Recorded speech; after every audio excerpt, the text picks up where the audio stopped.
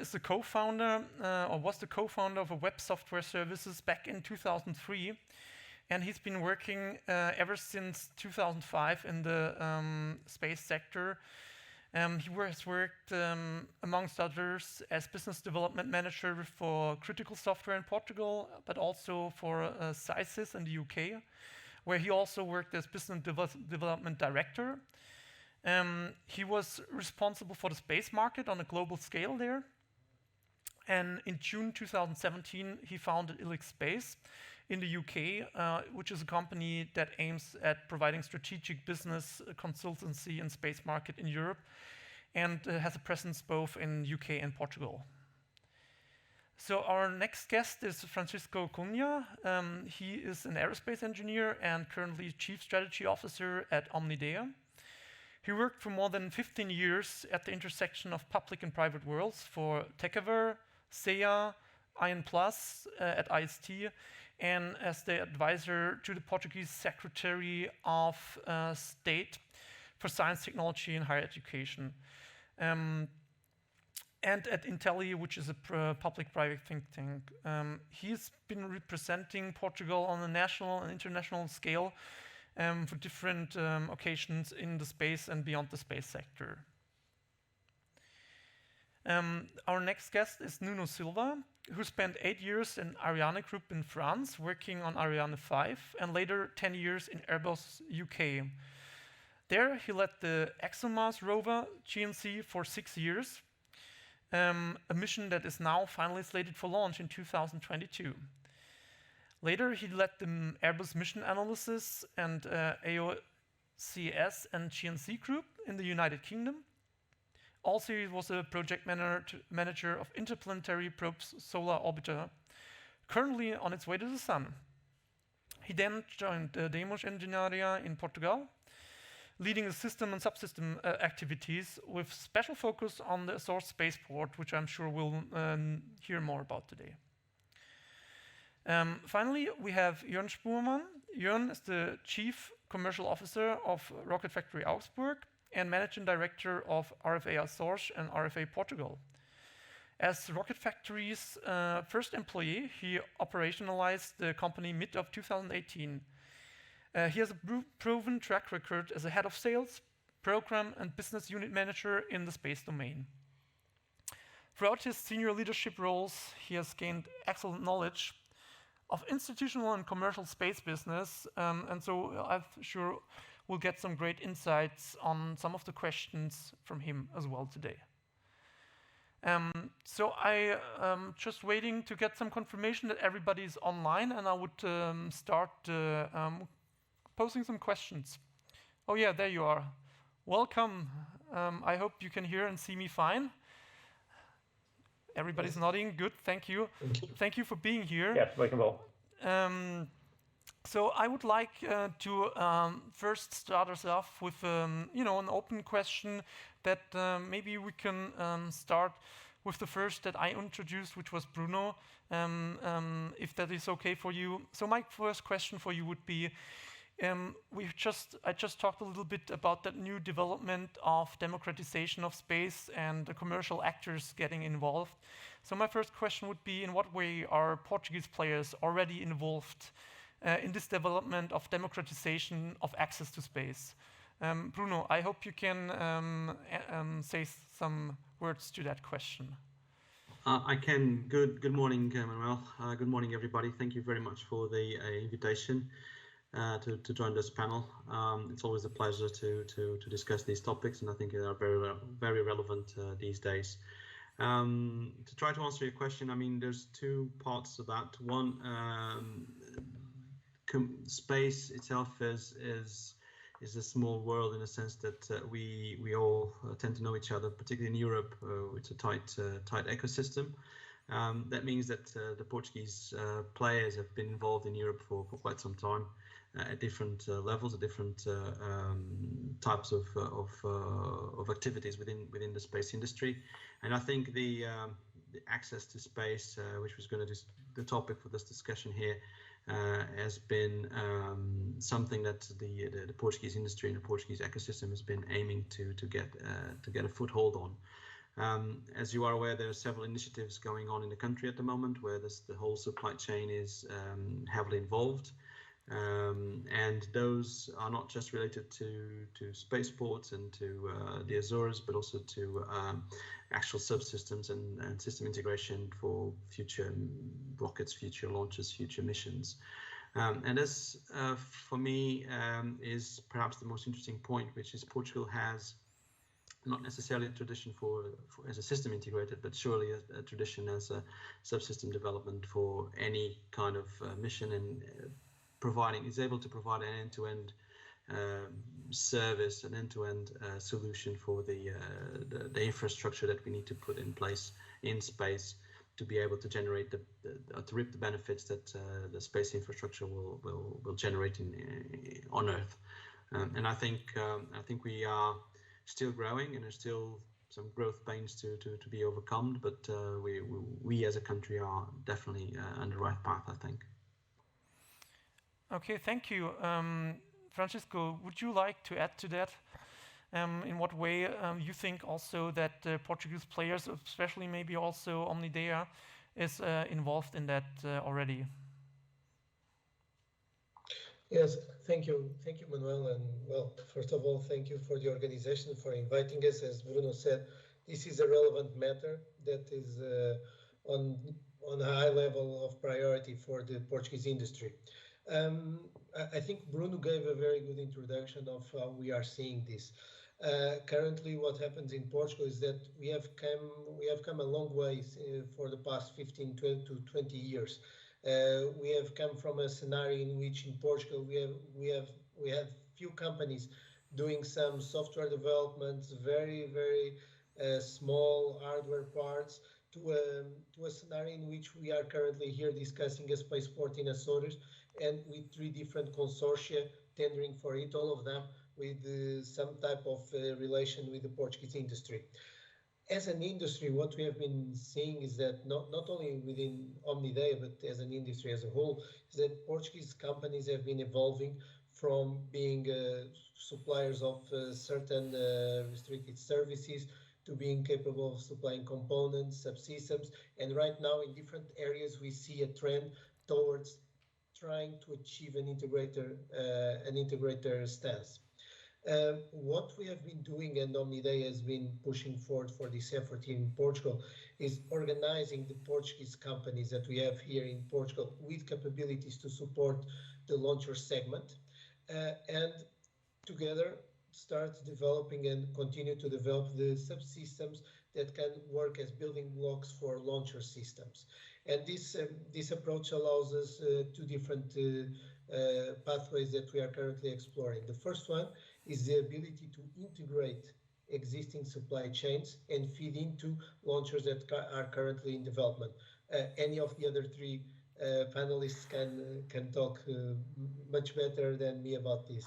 And the other option that we are also pursuing is incremental integration of these building blocks that we are currently developing in Portugal, allowing ourselves as an industry in Portugal to be able to supply systems or subsystems with an additional level of integration. Omnidea has been working since its inception nearly 20 years ago in propulsion, and as one of our main drives has been becoming increasingly integrated in terms of the propulsion systems that we are providing. So we are looking forward with great expectation on all the developments that are currently ongoing in Portugal, both on the opportunities to partner with companies that are coming to Portugal. We have here Jorn from RFA, it's a very good example, and also to be able to have in Portugal a capability to capture a larger share of the value chain of the launchers industry. Yeah, I think that's a development that we've seen here to promote the value chain in Portugal, also to move further up from subsystems to bigger systems, and maybe pass the ball to Nuno now. I would like to hear your take on that. Also, what maybe we focus a little bit. We heard of that already with the Azores Spaceport. What is the current involvement here of the national industry?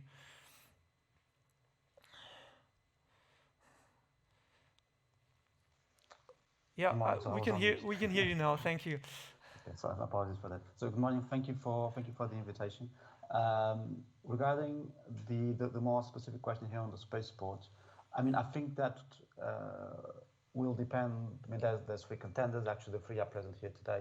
So the role of the national or even regional industry will depend on the approach of each one of them. I mean, I'm certain, without reading the others' proposal, that they will be involved to small to large extent at least, because we all recognize the opportunity the spaceport represents for us. Yeah. I mean, let's say there's many industries. I mean, we can have observation, we can have the interplanetary, but Portugal has something for space transportation that we do not have on other areas. So we have a location that is very attractive to install a spaceport for small rockets. So that is an asset that we need to exploit carefully, correctly, so that we can build capacity or use capacity that we have to go one step further, as Bruno and Francisco said it very well. So I will not present our proposal, but I think, as I said in some time a couple of weeks ago on a similar panel, the idea is precisely to join forces, internationally and nationally, to go from, I mean, let's say, as Francisco said, 20 years ago, I'm going to be a bit more radical than him. We had nothing then. We were born during Teresa. We're now grown up. We're 20 years old, 28, 20 years old, and we now need to make our decisions and start making our lives. In doing that, we kind of went from software to equipment, now approaching subsystem, and sometime soon it will be system. The challenge is exponential, let me put it that way, right? It's not just one more thing. The complexity explodes, and managing that requires some kind of different skills. So we need it that step by step, otherwise you can have a big bang effect and things could be less good. So coming back to the spaceport, the idea is precisely, at least at our level, I'm confident it's similar on my colleagues, is to build on existing capacity, work internationally, because I mean, we have the chance of being in Europe, which is highly integrated. We're all equals in many aspects, actually even politically. So it's a great opportunity to join forces. So I don't see either the spaceport, the launcher, satellites to be we're not in the 50s anymore. This is not the US against Russia and so on. We are much stronger, and even my personal past, if I can put it that way, shows that if we join forces, we are stronger. And I think that's what we need to do, and I think that's anyone here should do, is we should get the best that we have available, see how we can make, when I say the system, is a system at a very high level for Portugal in this case, that serves better the objective we have, and there could be different objectives. And personally, I'd say I like to go from zero where we were to eventually go from designed, let's say the iPhone, right? Designed in California, made in China. This could be designed elsewhere, made in Portugal, but soon we should get to design in Portugal, made in Portugal. I'd say designed in Europe, made in Portugal, and Europe would include Portugal. So I think that's the path we need to go. We need to make some of the steps. We can't jump too many steps, but I think we now have the momentum. We have the capability. We need to be organized and structured in a correct way, and understand that is not as simple as putting everything together. That requires some strategy, that requires some thinking, and that requires some intense coordination towards a given objective. Yeah, okay, so working together is important in Portugal to, I see that, to pull on the same rope together. So I would move on with a question I have for Jörn then, because we have talked about the Azores Spaceport, and Jörn, of course, you know very well about that project. But of course, the Azores Spaceport is only one of many developments going on in Europe at this time. So we have another spaceport in, for example, the Andøya Space Center in Norway, the Sutherland Spaceport in Scotland, Spaceport Sweden in Corona, and Azores is only one of many, right? So now it's the question in the room, and I think you've been asked that before. Of course, there's competition coming up, and to some extent, the spaceports. There's a question: do they complement each other, or are they competitors against each other? How do you see that, and what's your take on that? Now it's getting tough here in the discussion. Very good. I think you can see this in the room, right? So on the first-hand side, we have the competition for the spaceport in the Azores in the first place. A lot of contenders are participating here. Overall, I see we have identified 40 or more spaceport projects overall in the world, right? So obviously, they will all not survive, they will all not come through, or they will be national governmental projects. That might always be the case. I think there is a huge competition. The same as we see on the launcher system side with more than 100 to 150 launch vehicle concepts out there trying to make it. It's the same on the spaceport side. They are competing, for sure. We had that out in the press a couple of days ago that we took our baseline for maiden flight in Andoya, and that for strategic long term, we will probably go from Kourou to access all inclinations. That's probably what you are referring to.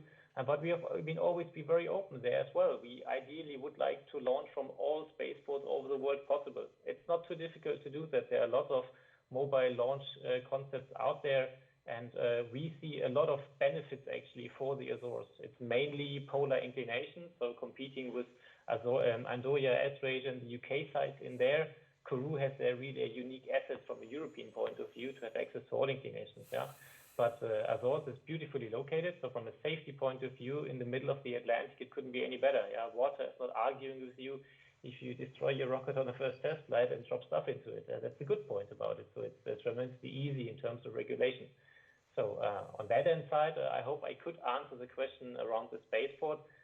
Overall, I think what you just said about new players, new competitiveness today versus the past. I don't want to dig into the past, but into today and the future. And I think you are perfectly right there. Portugal is running a beautiful evolution there. It was the best decision to me to found PT Space in the last year, and to really focus on all the dimensions of the value chain, to really get to the service point and really the product that helps each and everyone in the end. If you look at wildfire monitoring or maritime solutions in the services that are behind these data provided from space infrastructure, Portugal is doing the right thing, focusing on satellites, on launchers, on a spaceport, all these ecosystems who can actually work to provide these services in the end. It's really good. And I see a lot of really good initiatives with Infante or the launcher project run by Omnidea on a national level and. So really a lot of good initiatives, which is why we founded already 2 Portuguese companies out of Rocket Factory. We see a lot of potential in that country and in the evolution that is currently running. Well, thank you. That's, of course, very good to hear from a Portuguese point of view. I would like to dive a little bit deeper in, there's not only, of course, the competition in Europe that we just, you also mentioned it. There's, of course, there's tens of spaceports all over the world. So my question would be, and like an open question, whoever would like to answer that. Are we, as Europe, in comparison to other, locations in the world, preparing ourselves well enough with these private initiatives to compete on a worldwide scale with other spaceports? So I'm not sure if you would like to take that question, but that would be it. No, for sure. Happy to. The easy answer is no. Okay. We can leave it at that, or I can elaborate. Yeah, sure. No, I'd love to elaborate on that. So what would we need to do to be competitive? It's very simple. If you look at the budgets of space programs in the US and in Germany, there's a factor 10 or more between these 2 budgets, and that's only the civil space market, right? If you then include the military, it's far out. A lot of people would say the Europe has no chance against what the Americans are doing, and that the Pentagon is dominating the world with all the money they spend into it. And they have understood that very strategically what space actually means. And I think in Europe we have quite some way to go to understand that and implement the right things to sort this out. I think we're doing the right things. In that, EC is involving themselves more into space, which I think is good. It's not Yeah, it's not so well that it's not aligned really well with ESA. That is also a big construction place that we have to find there. But yeah, I see it. And Nuno described it well, right? It's joining forces, and we can only stand on that together. And that is what we need to fight for all. We need to lobby for that space brings value to individuals in Europe and what benefit we would have from bigger space programs and budgets. And that's what we all have to really. We can have such a panel discussion every day, and we can tell it every day to 100 new people. That would be amazing. That would probably be the best move. Very few people understand the benefits they have from space applications. And when they turn on Google Maps, they don't understand that there's all space behind that activity, if there's a dot moving when they drive in the car. And I think there needs to be overall general lobbying in the public to increase the awareness of what space brings in terms of benefits. Yeah. Yeah, I think that's a big question always, how to sell space to people. Because if you ask them if you say you spend your money on space, oftentimes, of course, the answer is why space? So I think it's our job to sell space better to people, I think. And yeah, that's a big question how to do that. But I think my next question would go a little away again from that how to sell space to people, but more focus on the spaceport once more, because I think that's of course a hot topic in Portugal.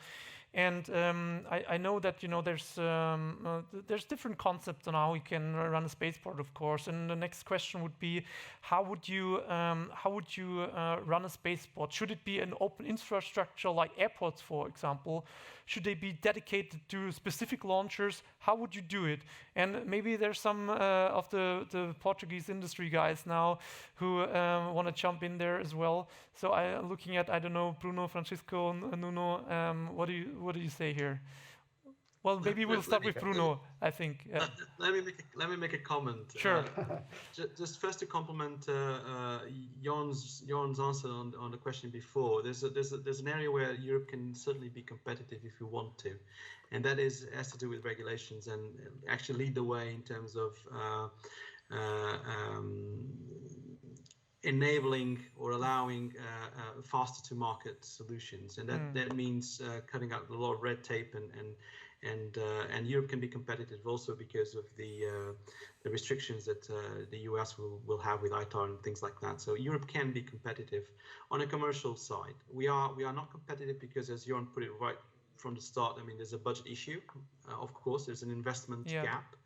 And there is something that we do need to address eventually, sooner rather than later, which has to do with the institutional relationship, and that means ESA needs to be reformed a bit.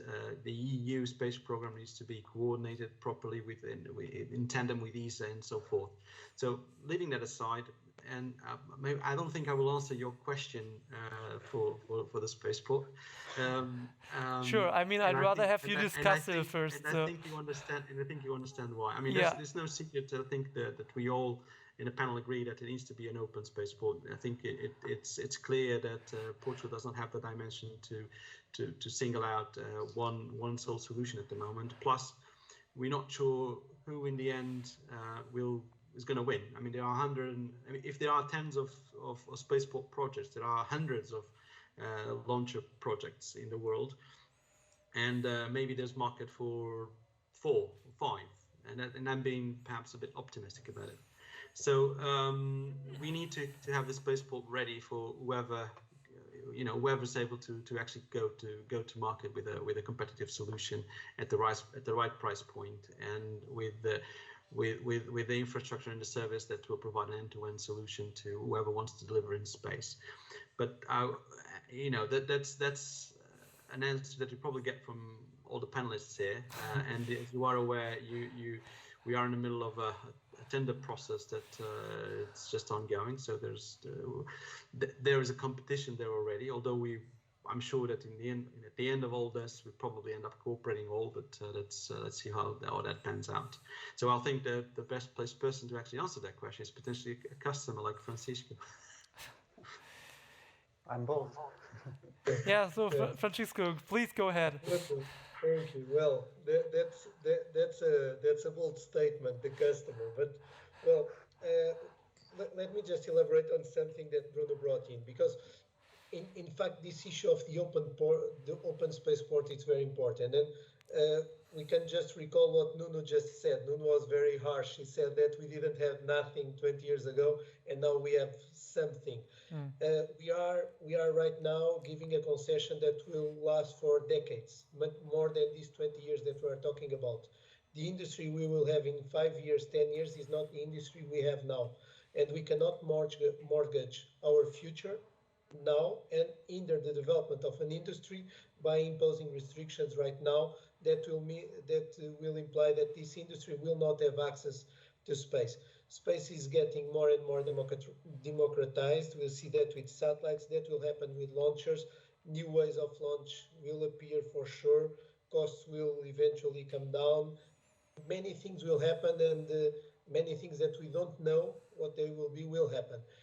And so it's very important, this issue of the open port, not just for opening competition, but for not constraining our future as a country and as an industry. That's something very relevant for us. It's also relevant, the issue of the suborbital flights. We have seen in the past, and this also from a customer perspective, when we talk about new space, we talk increasingly in using COTS systems, things that have not flown before. And if we are able to have a fast track to testing these non-space qualified systems, implementing approaches that, for instance, sometimes we see in other countries, in more Asian countries than in Europe, have a fast track to develop systems and to test them and to see if they are somehow space fit, even if they are not space qualified. That would be very important. And the spaceport could also help us to do this, to have an accelerator for technological development, not only for launchers, but also for other space systems. So for us, open spaceports, it's a very important, it's much more than a buzzword. It's very important because we are betting our strategies on this. And all in the end, if we talk about commercial operations, will come down to a price. And that's something that we all look very much for, to understand what will cost us to get that kilogram out there in space in a low Earth orbit.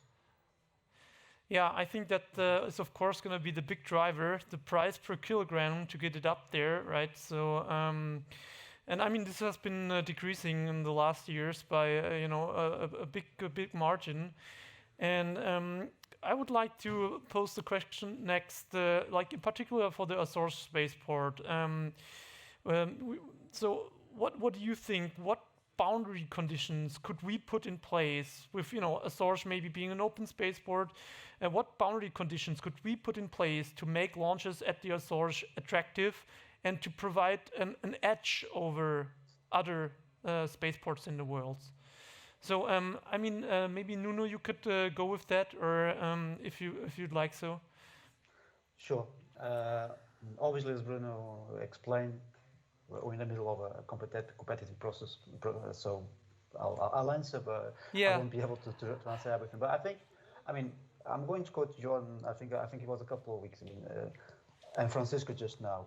A price is a big question, right? I mean, the end price, and the end price translates into how you build up the cost, and then we can talk about the margins, but to be honest, it's not the margins making the difference at the moment. Is how you can make a spaceport that charges the minimum to a launch vehicle, so that the spaceport survives and the launch vehicle survives, right? And that is the challenge. So in order for us to make Azores attractive, price must be one of the elements, or cost. And I'm going to put the words actually cost rather than price. The cost of the spaceport must be the smallest possible. For that, we need once again to join forces. I don't think this is an Orbex, RFA endeavor. As I think all of us put him in, RFA said, and I agree, by the way, that they would like to launch from every place in the world. For that to be possible, it means that every place in the world, there's some level of standardization or something like that, or something quite flexible and mobile, as it was said again. So for the Azores to be a place for any launcher, any launcher within safety constraints, let's just put it that way, to come in, it must be price attractive. It needs to be compatible with a maximum number of launches without exploding the price. And I think this is the real challenge we have. How do we make an infrastructure as compatible with any launcher without exploding the price, right? And that is the challenge. So we think we have a solution. That's based on that we're trying to build. Some like it, some don't. I obviously respect everyone's opinion because there's no absolute truth on these things. There's always pros and cons. So, but I think that is the route. I mean, if the Azores are more expensive than the others, why would someone come unless it's the only place they can launch from? So that the spaceport doesn't die in 5, 10 years, it needs to have customers for the customers to come. So I'm repeating myself, apologies, but I think it's actually quite important. So it comes down to price and compatibility, and I think again joint endeavor, meaning that everyone needs to contribute here. If it is to make a rocket lab like, we can make a rocket lab like, okay? Yeah. But rocket lab is one model. It's a model that will be immediately in direct competition with all the others, and then it comes down to price once again, and that's the only argument you have. So what I'm saying is that is a valid model, and it is one we can pursue, but I think we need to do a bit more. We should go, as it was said, for something that is compatible with more, because I mean, even the launches that will survive in the next 5 years, maybe they won't survive in 6 or 7 years, right? So it all may appear to be very good in the first initial years, and then the market has changed, the reality has changed, and you don't want to have, so I'm going to use a Portuguese expression, I'll translate it afterwards, which is elefante branco, so white elephant means there's something that stands there and it's completely useless after some time, though it was probably useful for a few years. We must avoid that for 2 reasons, national and regional. I mean, we're talking about in particular a poor region, a poor island, and the worst thing that could happen is that we'll blow their chances. And I'm actually being quite honest here. So obviously we all need to, as a business, we all need to make money. That's clear. Otherwise, the business doesn't exist and we won't be here talking. But this is why I think Portugal and the Azores need to fully support the initiative because there's a clear benefit to Santa Maria, Azores, Portugal, and even Europe, because of the competition and the number of options it provides. I mean, this is proper democracy of space. So the more places you can go and launch, the better it will be. Competition is good, right? So that's what we need to do. Join forces, all levels, not just private. Okay. Yeah, thank you for that statement. I mean, I have now, of course, a follow-up question first for you and also for Jörn, which, of course, you probably saw that coming. But so, the Orbex has made commitments to Spaceport Scotland. Might you consider the Azores Spaceport as the main site in the future? So is that the question to me, Manuel? Apologies. Sorry, I thought it was a question for Demos. Did I? Yeah, okay. Yeah. So yes. So I mean, there's no secret about it, right? It's always been open. So Sutherland is the main spaceport of Orbex. For several reasons. However, I think you guys will know, there is a limit. So there's been consultation, for example, and there's a limit of launches for pollution reasons that you can do from Sutherland, which is 12 a year.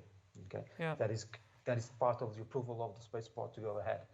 12 a year. When you look at the market, we think it's not enough. I mean, I'm not talking about again the first years, but soon it will not be enough. So it makes complete sense for Orbex and others to look for a second and third spaceport. Yeah. From an orbit perspective, it's true. They are giving you access to the same orbits.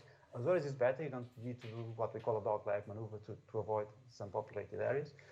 So it gives you a bit more performance actually in the Azores. So even for the 12, there may be payloads you can only launch from the Azores that you cannot launch from Sutherland. Okay, So that's one argument. The second argument is not enough launches you can do from Sutherland in the near future.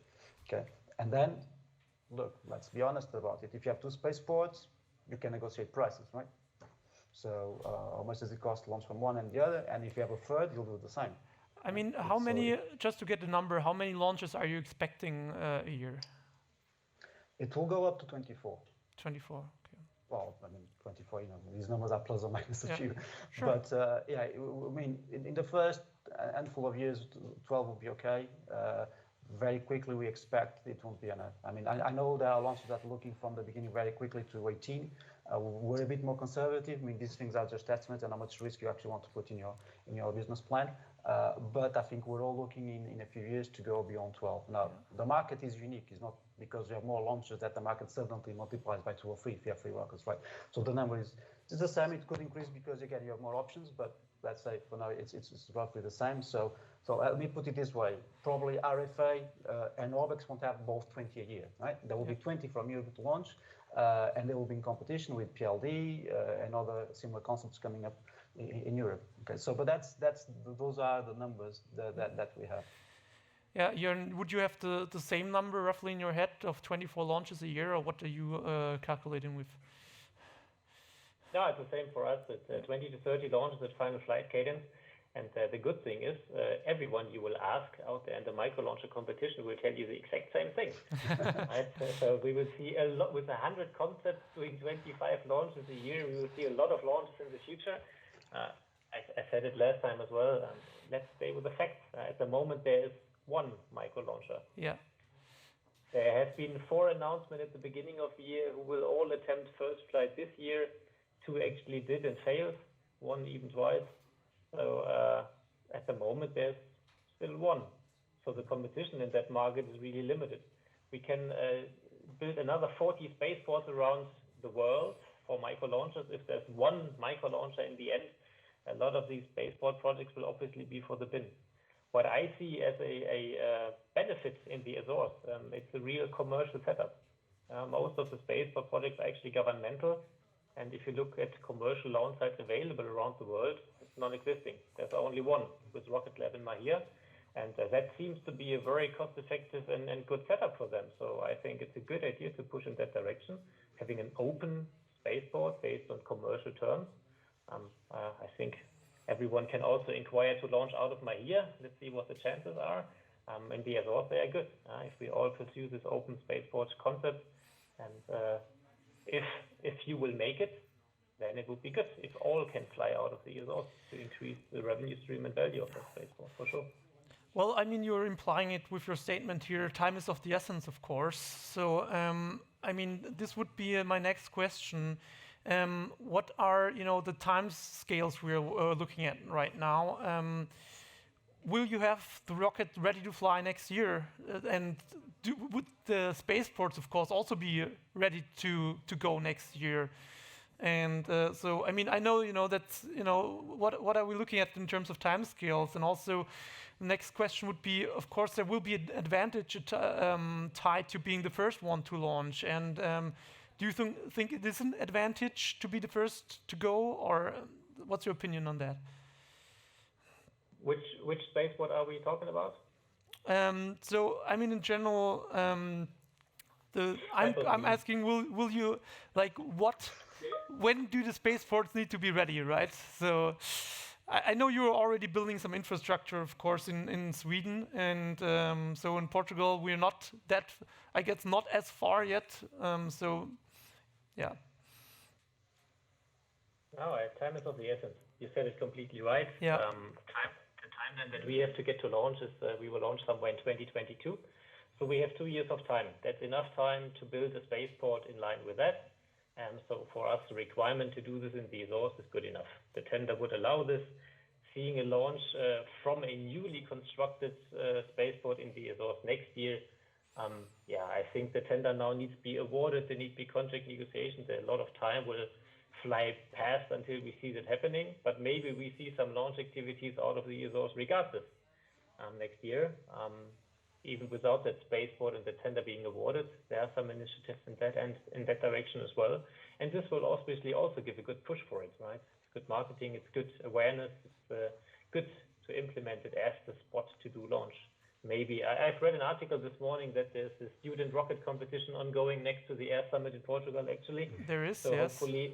Hopefully the next one we can do in the Azores and have the student competition launching from that spot out of there. That would be beautiful. Yeah, that would be it.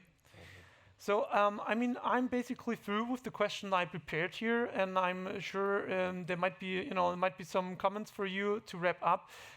So I'm not sure. I'm looking at the guys here, how much time we have left. I think we're almost at the end of our 45 minutes. So I'll just pass the word to Francisco and Bruno as you to give some of your final thoughts on this discussion. Francisco, would you mind? Yes. Yes, thank you, Manuel. So Thank everyone for the insights. It's always useful to have them and to have this type of fora for us to be able to go deeper into some of these discussions. From an industry perspective, and not only on Omnidea, but from the partners we are also engaging with, it's very important to ensure this. We will have an open spaceport. We will not be barred as an industry either from the spaceport and hopefully not even from the launcher projects that are ongoing.